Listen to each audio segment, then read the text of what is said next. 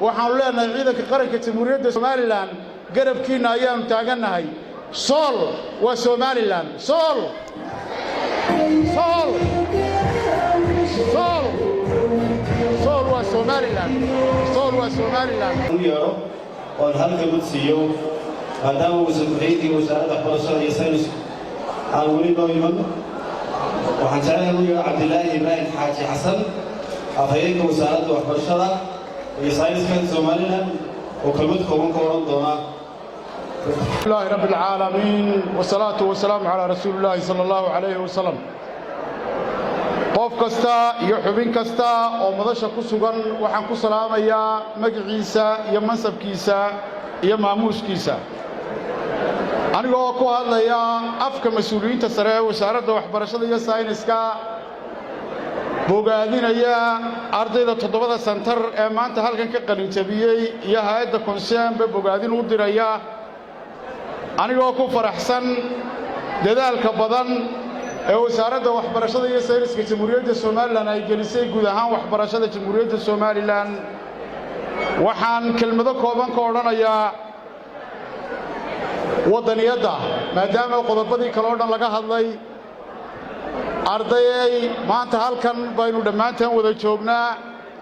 innaga oo qurux badan oo si nabadgelyo u fadhina oo arday walba waalidkii la socdo oo arday waliba uu qalin jabinayo hase yeeshee waxaynu soo marnay xilli adag oo dalkeennu soo maray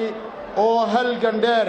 iyo taariikho badan aynu dalkeenna u soo gallay taasoo aynan isxusuusino difaaca dalkeenna iyo xaaladda waddankeennu ku jiro oo ay tahay in muwaadin kastaaba ka warqabo ardayay maalmihii dhibkiyo mahadhada badnaa kolkii maahir iyo maandeeq la dhacay yaa maali jiray markay taladu timi majaraha rag baa maalintaa qabtay inta mootan duco marinkii siraad mawla haw sahlo macaanay jannada ha uga dhiga martiya aamiinta mari mar labaad 9 milyan goor u yidi mustafaadka nool maalmihii dhibkiyo mahadhada badnaa maalintii maandeeq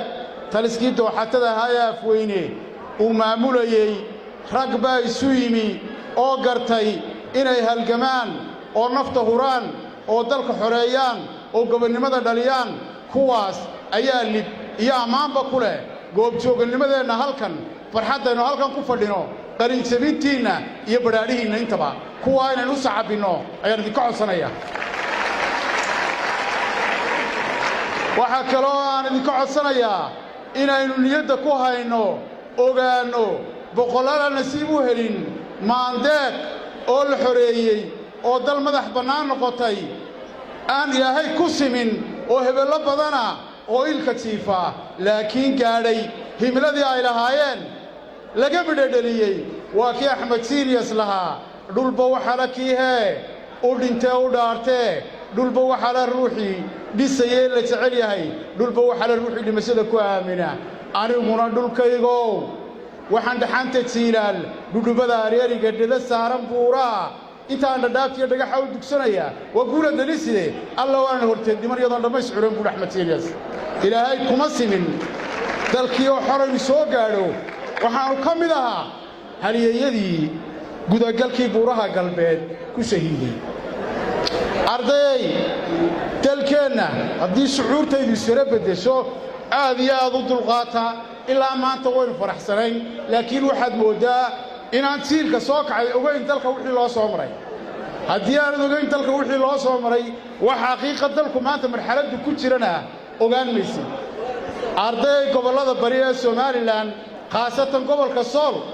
waxa ka jirta xaalad ilaahay waxaynu uga baryaynaa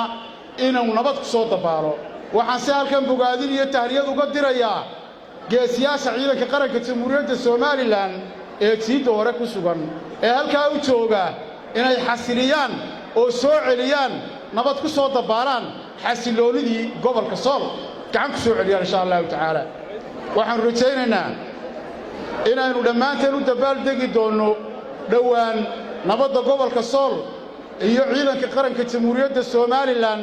oo xasiliyay waxaanu leenahay ciidanka qaranka jamhuuriyadda Somaliland garabkiina ayaanu taaganahay Sool waa Somaliland Sool Sool Somaliland